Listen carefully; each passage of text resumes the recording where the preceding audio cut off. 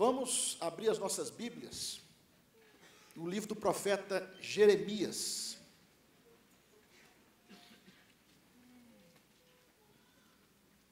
Profeta Jeremias. Livro do profeta Jeremias, no capítulo 38.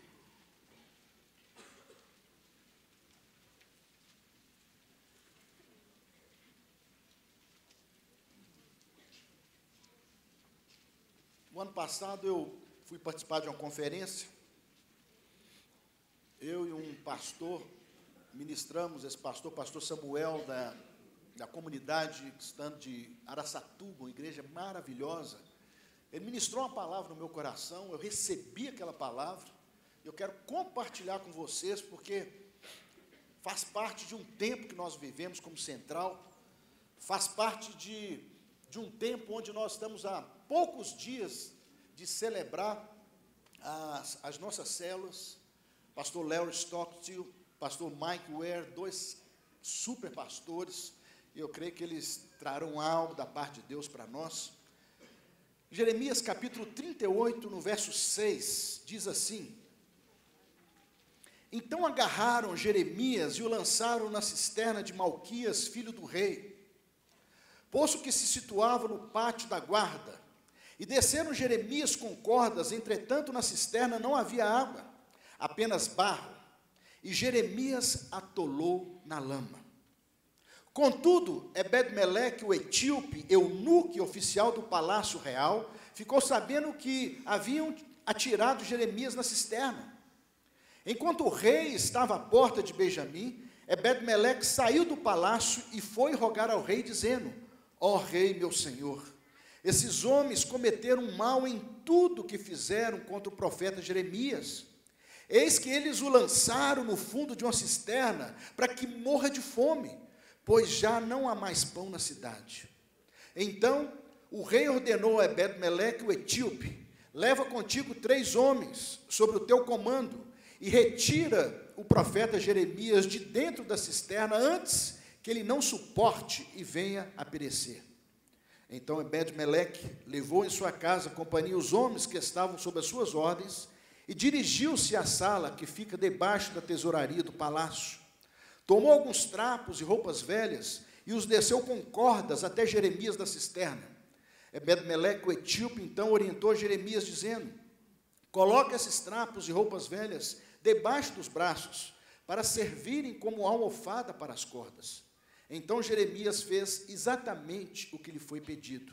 Assim, por meio das cordas, o içaram e o retiraram da cisterna. E Jeremias permaneceu no pátio da guarda. Nesse contexto, irmãos, de falar um pouco de alguns projetos missionários da Central, eu quero trazer à tona algo assim tão maravilhoso, que é um projeto, quando Deus transformou a Central, uma igreja em células, Deus tinha um grande projeto e um grande propósito, talvez para essa cidade, para o Brasil e para as nações. Nessa manhã, eu sei, irmãos, que existe, como nós vimos aqui nesse texto, muitos e muitos profetas que ainda não sabem que são profetas. Se você olhar aquela imagem dos 30 mil membros, 5 mil células que nós recebemos da parte de Deus, aqueles números, irmãos, são formados por nomes. Aqueles nomes foram gerados aqui, num dia, onde nós anotamos e colocamos em uns portais, em umas estruturas que foram colocadas aqui no pátio da entrada, nomes de pessoas queridas que nós amamos e que ainda não havia tido encontro com Jesus. E se você pegar das 5 mil células, nenhum dos zeros tem o nome do meu filho, que eu orei 12 anos pela conversão dele. Há 3 anos, ele entregou a sua vida para Jesus. Próximo 30 de junho, ele vai estar sendo ungido líder de célula. Então, aqueles 5 mil, aqueles 30 mil, são formados por nomes. Quando eu falo de nome, eu falo de vidas. E você, irmão, que está aqui me escutando nessa manhã, eu sei que vocês foram, e eu também fui profundamente abençoado com a palavra do pastor Craig Hill da semana passada. Eu tive a oportunidade de ver quarta agora. Eu fui muito impactado com essa palavra. Fui muito impactado porque eu estava pregando em Juiz de Fora e a minha filha mais velha estava sentada, acho que por aqui. E a minha filha me liga soluçando, chorando. Papai! Ah, papai! Eu falei, meu Deus, aconteceu. Papai, eu estou te ligando para louvar a Deus pela sua vida. Eu falei, o que foi, minha filha? Eu fiquei logo preocupado. Tem algum valente rondando aí, filha? Eu chego ligeiro. Aí eu falei, não, papai, eu queria te agradecer. Eu queria te agradecer porque as 3 coisas que o pastor ensinou que os pais devem fazer pelos filhos, você já faz. Você já me abençoa. Você diz que eu sou uma bênção. Você diz que eu sou linda. Você diz que eu sou princesa de Deus. E você diz todos os dias que eu te amo. Ah, meus irmãos. Eu falei, louvado seja o nome do Senhor. E isso só foi possível porque eu conheci a palavra. Irmãos, vocês sabem que, já que o pastor falou muito de cultura judaica, a criança dos 5 aos 10 anos na cultura judaica, ela memoriza os 5 primeiros livros da nossa Bíblia. De 5 aos 10 anos. De Gênesis, Êxodo, Levítico, Número e Deuteronômio. Eles memorizam esses 5 livros. Quando eles vão para o segundo nível, na adolescência, eles memorizam de Gênesis a Malaquias, capítulo por capítulo, versículo por versículo. Por isso que talvez quando a gente vai a Jerusalém, e ali ao lado da Muro das Lamentações, do lado esquerdo, tem uma sinagoga. E você vê ali os judeus assim. O que eles estão fazendo? Memorizando. Porque eles estão memorizando a palavra. Nós temos intimidade com Deus através da palavra. Nós podemos e temos capacidade de abençoar os nossos filhos, porque nós conhecemos e vivenciamos a palavra. Porque nós pregamos aquilo que nós vivemos. Aquilo que eu vivo na minha casa é aquilo que eu venho pregar nesse púlpito.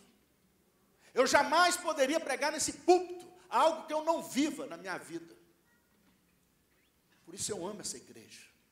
Por isso que eu amo os pastores dessa igreja. Porque são todos eles muito melhores do que eu. Mas também como eu, eles pregam o que eles vivem. É por isso, irmão, você estando aqui nessa manhã, você podia estar num clube, você podia estar na sua casa, com a sua família, esperando o frio chegar, que nunca chega. Sabemos das suas agendas, dos seus compromissos. Se você está aqui é porque Deus tem colocado uma paixão pela palavra, uma paixão por Deus. Semana passada, então nesse culto nós somos muito abençoados por essas ministrações do Craig Hill. Queremos que Deus nessa manhã venha trepidar o seu coração. Que você venha mesmo amar essa sua igreja, amar o perdido. É interessante que quando falamos de compaixão, a gente lembra de Jonas, né? Jonas, Deus manda ele para Nínive, só que ele vai para Tarsis. Mas é interessante que quando Jonas ali, ele vai parar na barriga do peixe, ele faz um clamor a Deus.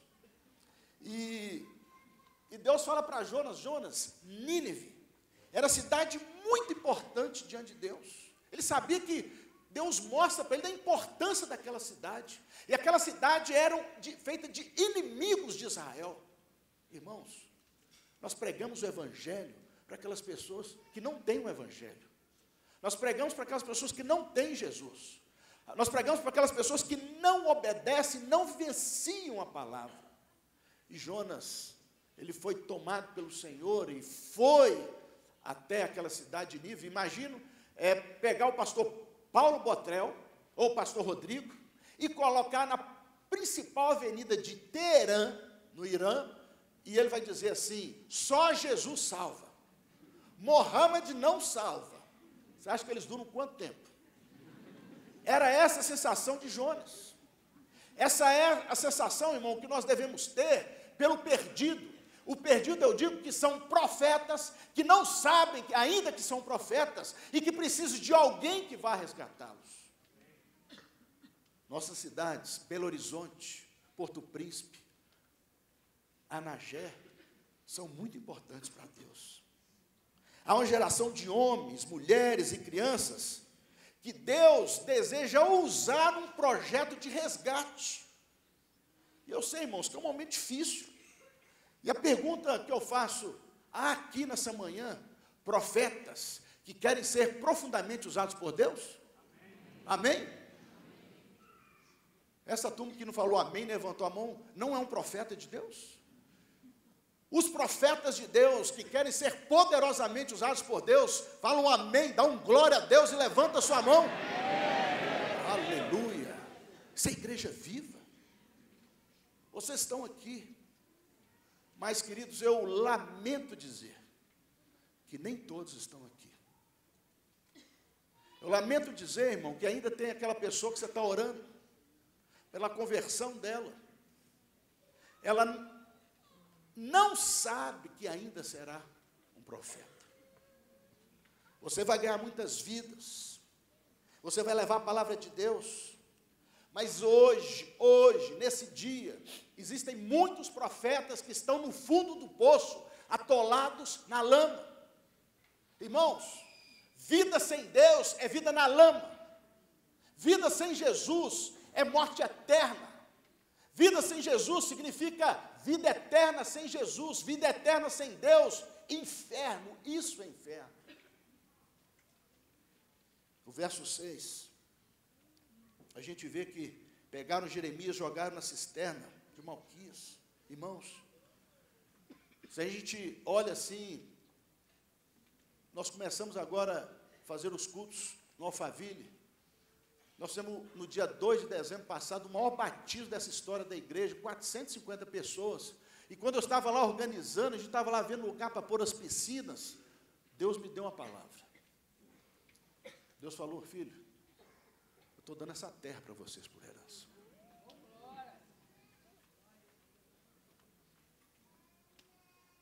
Eu não posso fazer isso sozinho, irmãos. Eu preciso de vocês. Eu preciso de você. Eu preciso de você com as suas limitações. Então, queridos, há uma geração nessa cidade que nunca vai profetizar, porque está fundada na lama. Há uma geração que nunca vai participar conosco dos dias de comunidade, como fizemos aqui alguns dias atrás, porque estão presos, estão acorrentados. Há uma geração que nunca vai pregar o evangelho, se Deus não levantar pessoas que estão aqui nesse auditório e que se importam com esses profetas que ainda não sabem que são profetas. Há uma geração que vai cumprir o propósito de Deus. Os Ebed-Meleques que estão aqui nessa manhã, tenham compaixão dos profetas que estão na lama. Há uma geração que nunca vai abençoar seus filhos, porque não sabem e não conhecem o poder da bênção do pai sobre os filhos. E assim como um pai, às vezes, ele profetiza bênção, muitas vezes eu vejo pais profetizarem maldição sobre a vida dos seus filhos. Mas isso só vai ser mudado quando eles conhecerem a verdade através da palavra. Ebed-Meleque significa escravo do rei, servo do rei. Ah, pastor, mas quem está lá fora não é profeta. Ainda não, mas quando conheceram a palavra, quando entregarem suas vidas para Jesus, quando fizeram o CCM, quando ir para a sua célula, quando conheceram a palavra de Deus, quando tiverem experiência com Deus, se tornarão profetas. Você crê nisso, filho? Amém? Amém? Então vira para o irmão do seu lado e fala assim, olha, vamos gerar profetas. E essa, irmãos, essa é a diferença de profetas que estão atolados na lama, porque precisa de um Ebed-Meleque. Quando nós planejamos e oramos para cada um ganhar uma pessoa para o Senhor Jesus, mais um, é que nós possamos ser um Ebed-Meleque na vida de um profeta. Irmãos, quando a Bíblia fala que Deus tirou Davi de uma das profissões que o povo judeu mais detestava, mais abominava, ser pastor de ovelhas. Você imagina, o homem que era pastor de ovelhas, mas em 1 Crônicas, capítulo 29, ele deu do seu tesouro pessoal 105 toneladas de ouro puro de Ofir e 250 toneladas de prata. Foi Deus que tirou Davi das malhadas. Foi Deus que tirou Davi da insignificância e fez um dos reis mais proeminentes da história de Israel. Tem ou não tem profeta na lama, irmãos? Você acha que tem profetas na lama?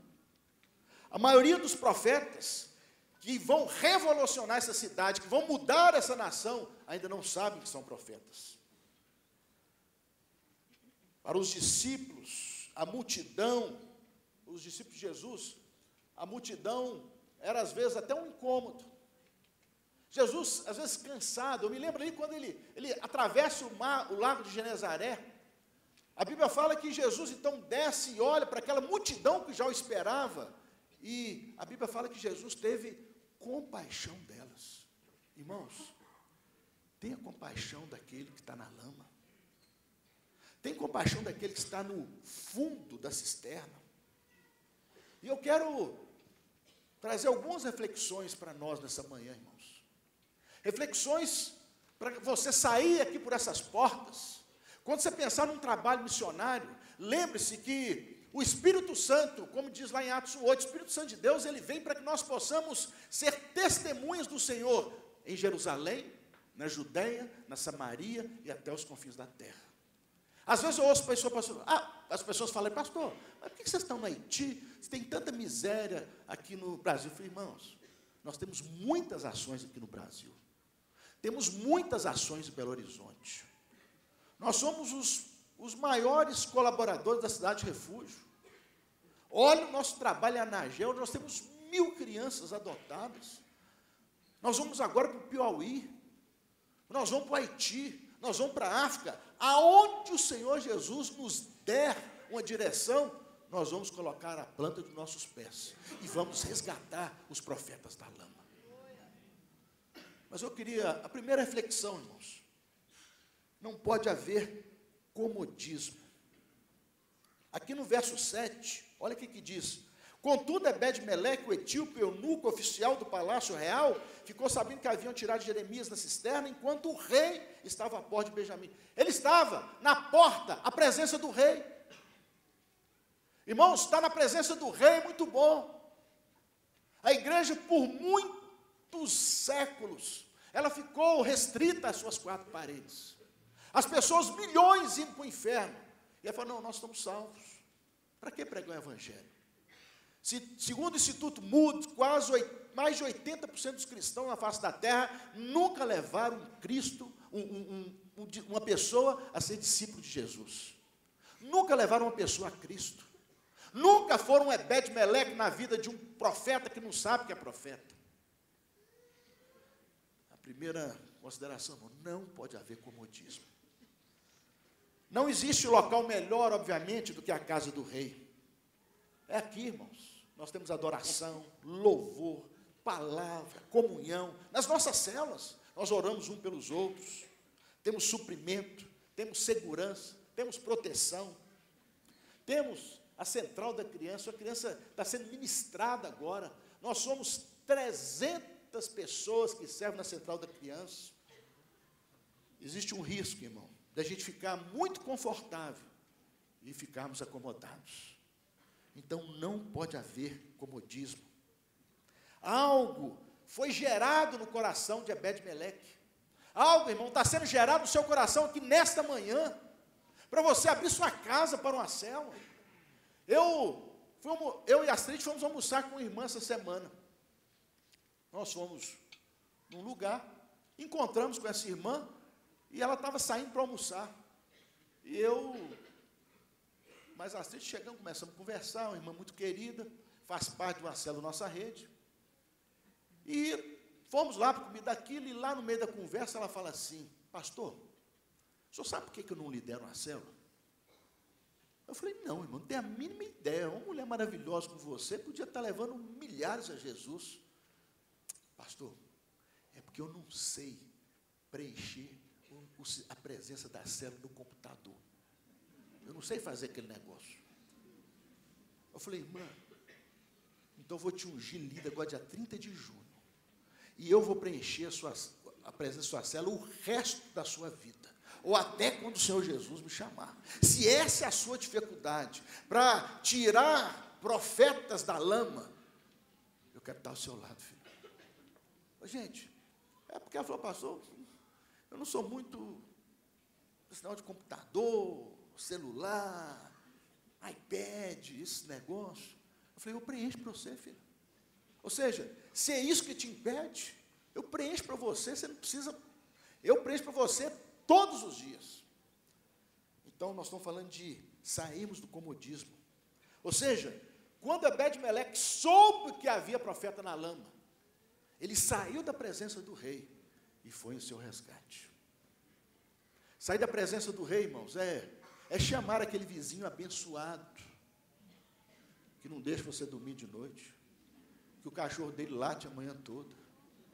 Aquele, irmão, aquela quando ela entra no andar de cima, com aquele salto número 15, vai marcando, vai tchucu, tchucu, tchucu, tchucu, tchucu, tchucu, tchucu, tchucu, tchucu, tchucu, tchucu, tchucu, tchucu, tchucu, tchucu, tchucu. Chama ela para sua cela, irmão.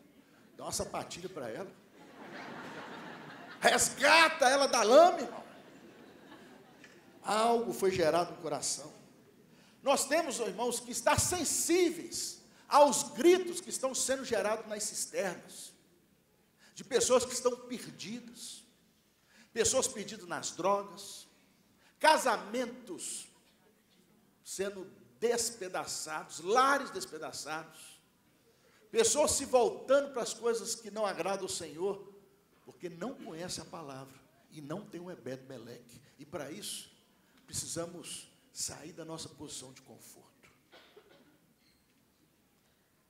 Isso deve provocar algo em nós, irmãos. A segunda reflexão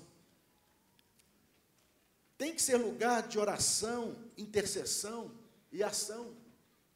A nossa igreja, continuamente, quando falamos igreja, irmãos, eu não estou falando de um prédio, eu estou falando de você, que você é igreja, eu sou igreja, nós somos igreja, uma igreja com propósito, uma igreja que deseja cumprir a vontade de Deus para aquelas pessoas que estão aqui na terra. Olha os versos 8 e 9. Ebed-Meleque saiu do palácio e foi rogar ao rei. Isso fala de iniciativa. Isso fala de sair de onde você está. Isso fala de se movimentar.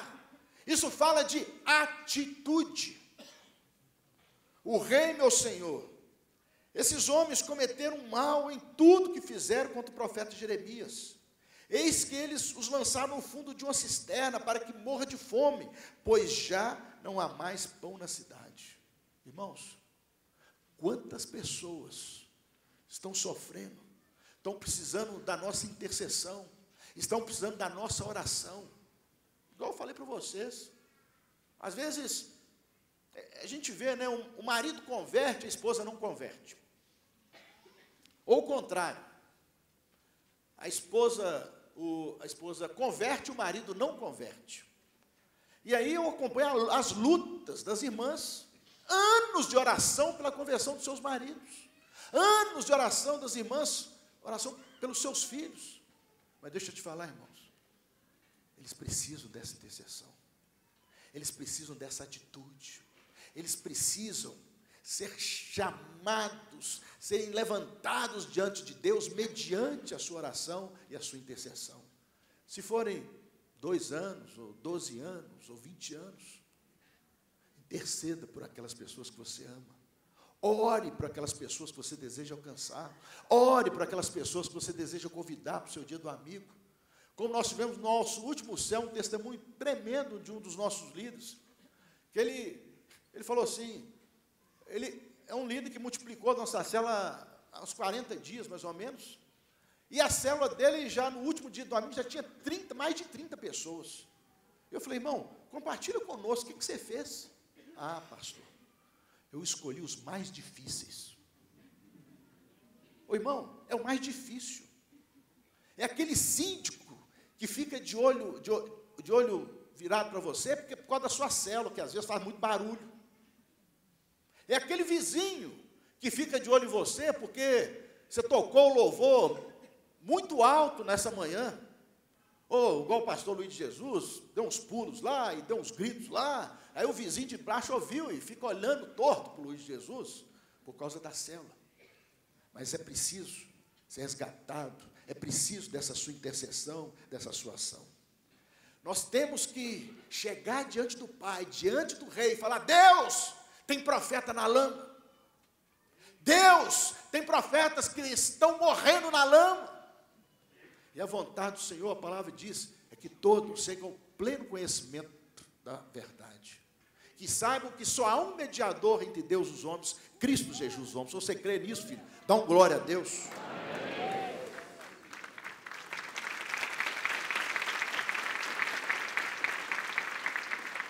Por isso que não existe pessoa nessa cidade, mas se não tiver com Jesus, está sob a ação de demônios.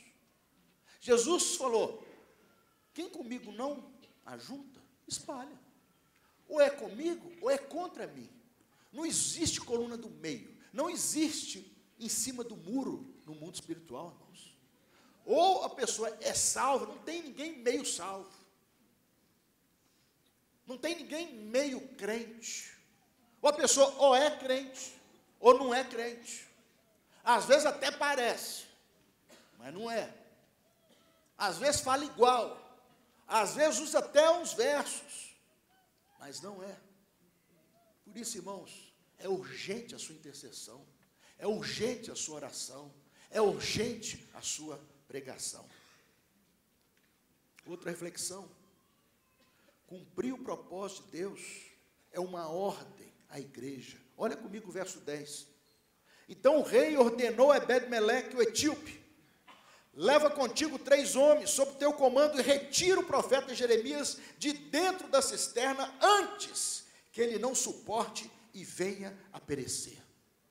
Irmãos, quando o Senhor Jesus nos dá a grande comissão, é uma ordem. A Bíblia fala lá em Mateus capítulo 28, dos versos 19 em diante: ide e pregai o evangelho, fazei discípulos das nações, batizando-os em nome do Pai, do Filho e do Espírito Santo. E algo importante que às vezes as pessoas esquecem: ensinando essas pessoas a guardar tudo que vos tem ordenado. Fazer discípulo é ensinar a guardar. Fazer discípulo é ensinar as pessoas a viver os preceitos bíblicos. E nós vimos aqui, quem teve o privilégio de trabalhar aqui nos dias da comunidade, levanta a sua mão. Irmãos, esse negócio do trânsito foi uma revolução. Foi uma revolução. Aí você dá para ver realmente quem é cheio do Espírito Santo e quem está faltando ter intimidade com Deus. Nós precisamos, irmãos, impactar esse bairro através do seu testemunho e do meu testemunho. Através da gentileza, da cordialidade, parar no lugar correto, não parar em local proibido, né? Daqui a pouco eles vão mudar, já mudaram as placas aqui da porta, eu digo, não mudaram ainda não, vai virar local de embarque e desembarque, virando local de desembarque para a fila dupla, aí para de atravancar, de esgoelar aqui o trânsito e o povo reclamar, buzinar. Nós precisamos pregar o evangelho, irmãos, com as nossas atitudes. Então, cumprir o propósito de Deus foi justamente o que Ebed-Meleque fez. Ele retira o profeta da lama. Irmãos, eu costumo dizer que célula ruim é célula fechada. Célula ruim é célula fechada. Porque lá na sua célula, talvez esteja pequenininho, irmão. Ô, minha irmã, com 2 pessoas ou 3 pessoas. Mas amanhã pode ser resgatado um profeta que vai mudar os rumos desse país. Vai mudar os rumos dessa cidade. E aí, irmãos, nós conhecendo a palavra e levando as pessoas a conhecer a palavra, nós poderemos abençoar os nossos filhos, abençoar a nossa cidade e abençoar a nossa nação. E eu acho que algo tremendo aqui nesse texto também é um trabalho em equipe. Por que 3 homens? E eu quero dizer para vocês que algumas versões falam 30 homens. É engraçado que a NVI em inglês fala 30. A NVI em português fala 3. A revista atualizada fala 30. Mas o que eu quero dizer aqui é a importância, irmão, de nós trabalharmos como equipe. É por isso que nós somos uma igreja em célula. O irmão Kleber, eu falava com a Lília nessa terça passada, ele fez o transplante de medula essa semana, e ele estava nessa semana crítica, onde a sua imunidade vai, eu não sei, a nível de 0, quase a 0, não conheço o assunto, mas extremamente delicada a sua situação. E na terça-feira eu liguei, conversei com a Lília de frente, ele separado por um vidro, e ela falou: pastor, ele está aqui, está mandando um abraço para o senhor. Eu falei: irmã, fala para ele que na hora que ele sair daí, eu vou fazer um cordeiro nanuquense para ele. Aí ela falou assim: pastor, nos últimos 10 dias, foi o primeiro sorriso que ele deu. A irmã Lília não gosta de cordeiro. Eu falei: irmã, o que eu vou fazer para você? Ele agora está comendo o maná do céu. Ele agora está com o Pai. Ele agora está com o Rei da Glória. Trabalho em equipe. É porque nós juntos, irmão, nós somos melhores. Nós juntos somos mais fortes. O cordão de 3 dobras não se rompe facilmente. Fala de trabalho em equipe. Fala de igreja unida. Fala de igreja com um só propósito. Para que as resistências, irmãos, não prevaleçam. Nós enviamos há 3 anos para Angola a Flavinho Anderson. Só que já são 180 crianças, já são 2 casas, já são 24 celas, já são 32 casas de paz, a ação na parte de alimentação, a ação na parte do aprendizado, e agora nós mandamos, mês passado, das nossas melhores colaboradoras da Central da Criança, a Simone Freitas. Ela passou lá quase 30 dias, revendo todo o currículo, porque nós estávamos utilizando a metodologia internacional, só que para aquelas crianças tão limitadas, tão débeis por causa da falta de nutrientes, da alimentação precária, eles têm muita dificuldade de aprendizar. Nós tivemos que rever todo o nosso currículo, bem como as lições de células que nós ministramos em Angola, são diferentes das lições de células que nós ministramos aqui. As lições aqui são muito densas. Tem gente que fala: nossa, pastor, podia ter um estudo mais profundo. Eu falei: não, irmão, Bíblia é Bíblia. Se nós começarmos a viver a simplicidade da palavra que tem sido ministrada em nossas vidas na célula, nós vamos ganhar o mundo. Aí nós vimos também que as lições de células para o Haiti tem que ser lições de células também curtinhas, de 1, 2 versículos, pequenas. Nós estamos falando de trabalho em equipe. Evangelismo, irmãos, é o cerne da igreja em células. Resgatar profetas é uma ordem do Senhor. E quando atuamos como igreja, a célula, o GD, nós somos uma equipe. Nós somos imbatíveis. Nós somos invencíveis. Você crê nisso, filho? Amém. E no verso 11, olha o que diz. Então Ebed-Meleque levou em sua companhia os homens que estavam sob as suas ordens e dirigiu-se à sala que ficou debaixo da tesouraria do palácio. Tomou alguns trapos de roupas velhas e os desceu com corda até Jeremias da cisterna. Está falando aqui, irmão, de cuidado. É por isso que as pessoas chegam na nossa cela, às vezes, tão feridas. E feridas a gente trata com amor. Às vezes as pessoas se convertem ao Senhor, tomam uma decisão. Eu me lembro de uma irmã que se converteu, ela foi para o encontro e voltou, só que ela era dançarina de grupo de axé. Entre a cintura dela, da calça e da parte de cima, tinha assim mais ou menos um palmo, né? É lógico, irmão, eram as roupas que ela costumava usar. E quando ela chegou aqui, as próximas vezes que ela foi ao culto e as vezes que ela foi à célula, Estava com, obviamente, essa parte aqui de fora. Mas eram as roupas que ela tinha. Mas aí ela foi recebendo a palavra. Ela foi discipulada. Ela foi recebendo o alimento espiritual. E ela viu que era necessário que ela aumentasse o comprimento das suas blusas. Ou subisse a altura das suas calças.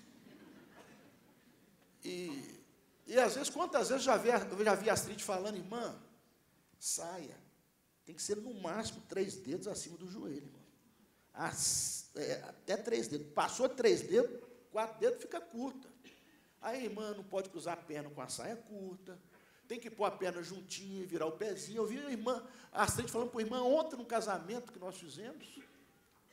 São coisas, queridos, esse cuidado, esse zelo, esse carinho, é na célula que a gente provém. Outro dia eu fui num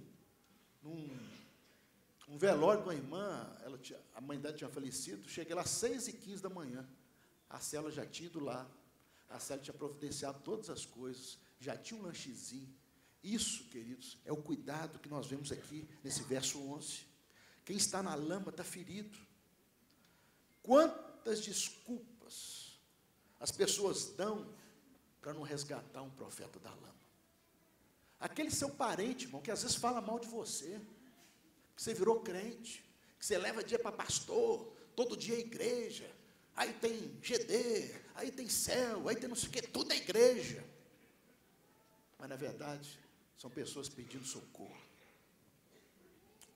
O verso 12 diz assim: Ebed-Meleque, o etíope, então orientou Jeremias, dizendo: coloque esses trapos e roupas velhas debaixo dos braços para servirem como almofada para as cordas.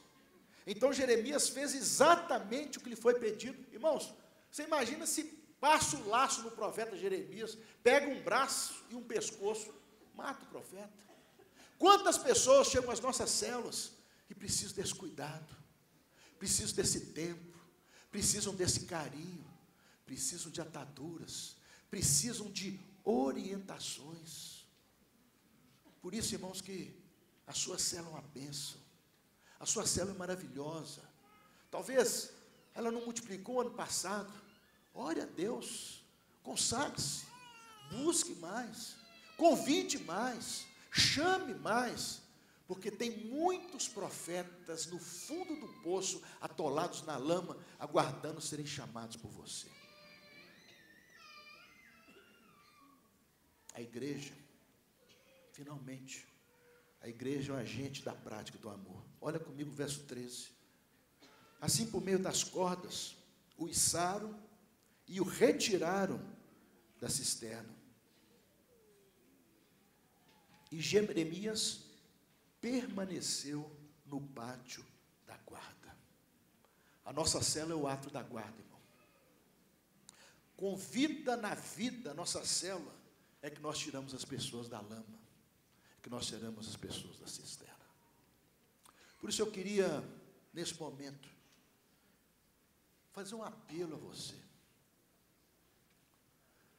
Você, semana passada, você abençoou os seus filhos. Você perdoou os seus pais que não te abençoaram. Mas agora existe uma geração, outros familiares, amigos, aguardando para serem retirados da lama. E eu queria que vocês, se Deus falou seu coração, para você ser um Ebed-Meleque na vida de alguém, fique de pé no seu lugar. Fique de pé no seu lugar. Eu quero orar por você.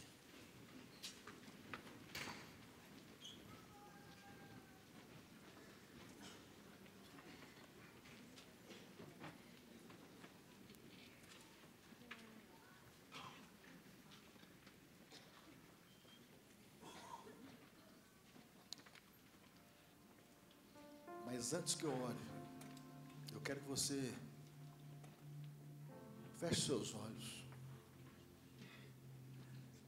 Lembre-se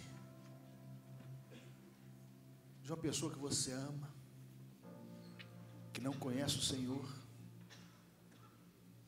e que está no fundo do poço, atolado na lama. de uma pessoa que você já tem orado por ela. Talvez uma pessoa que você esteja ao ponto de desistir, porque você já convidou tantas vezes para o dia amigo, ela não foi.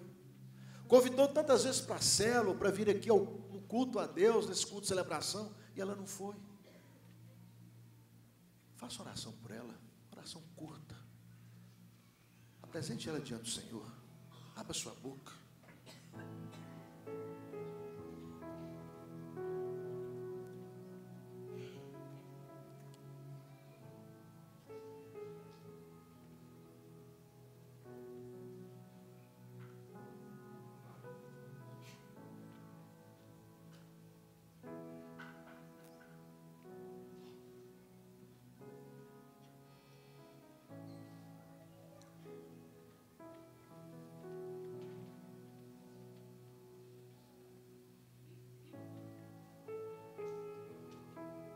Talvez veja à sua mente mais de um Jeremias atolado na lama.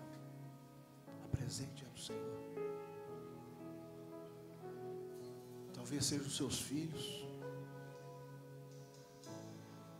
seu cônjuge, seus pais.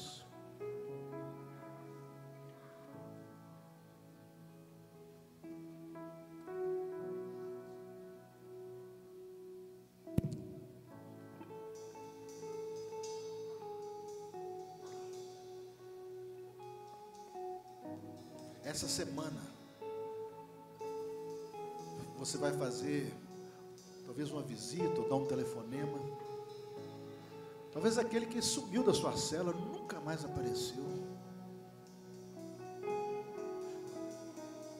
É momento de clamar a Deus. E dizer a Deus: Deus, tem profeta na lama.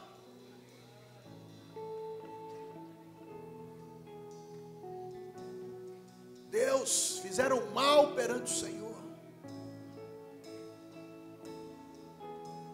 Irmãos, as pessoas que não forem salvas terão morte eterna. Morte eterna. Interceda.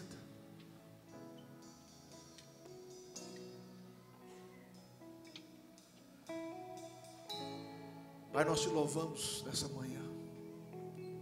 Te agradecemos, ó Deus, por essa palavra. Essa palavra é uma palavra profética para o nosso tempo. Tempos difíceis, como viveu o profeta Jeremias. Tempo de governantes que não temiam ao Senhor. Tempo de governantes, colaboradores que fizeram o que era mal perante o Senhor. Tempo, Deus, de injustiça. Tempo de tantos contrastes que constrangem os nossos corações, Deus. E nesse contexto, Deus, tem essa pessoa que nós amamos, que nós apresentamos diante do Senhor nesse momento. Apresentamos diante do Senhor, colocamos diante do Senhor e pedimos: Deus, salva esse profeta que não sabe que é profeta. Salva, Deus, tem misericórdia do meu cônjuge, do filho,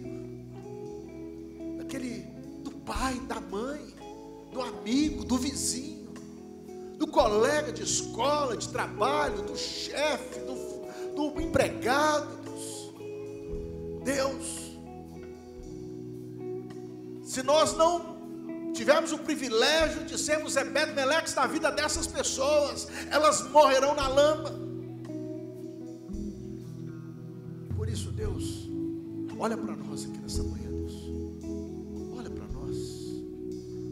Tem misericórdia de nós. Trabalha a nosso favor, Deus.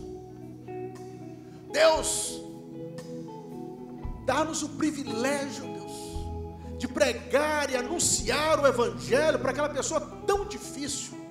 Como aquele irmão testemunhou no céu, o mais difícil, os mais difíceis, os mais improváveis, estão atolados na lama.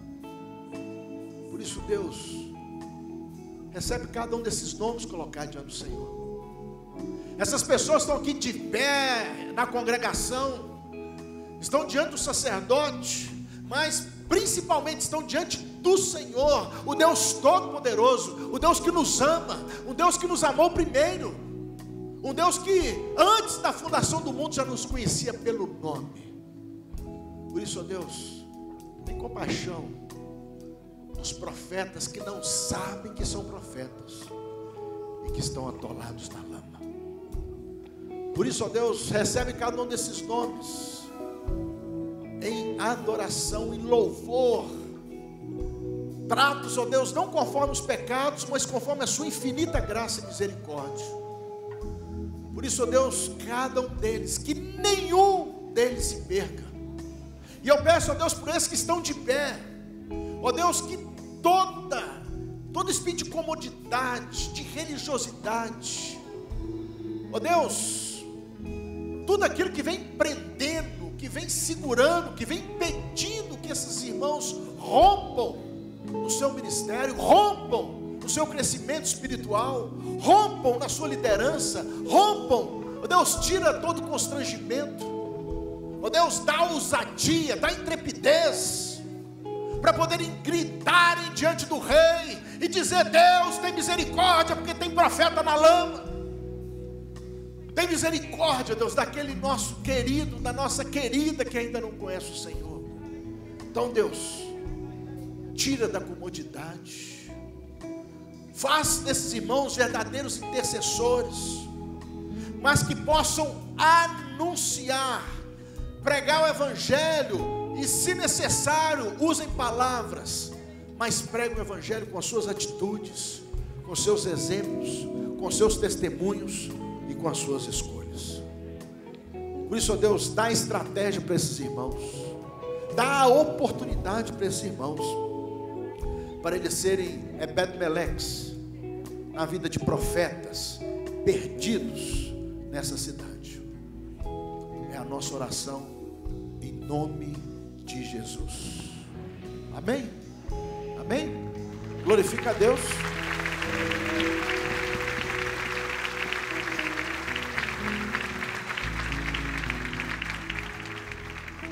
Que o Senhor te abençoe e te guarde.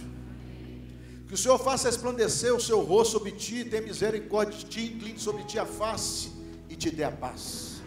Saiam por essas portas e mudem Belo Horizonte para a glória de Deus.